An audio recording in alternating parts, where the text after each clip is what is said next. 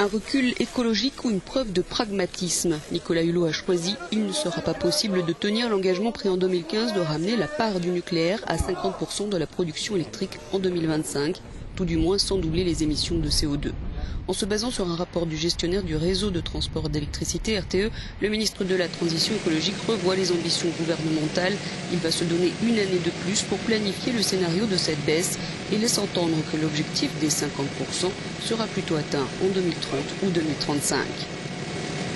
Aujourd'hui, le tableau du mix énergétique français est celui-ci. Environ 73% d'électricité est produite par l'atome, 12% par les barrages hydroélectriques, 6,6% par le gaz, environ 4% par l'éolien, 1,6% par les bioénergies, idem par le solaire, 1,4% par le charbon et 0,6% par le fioul.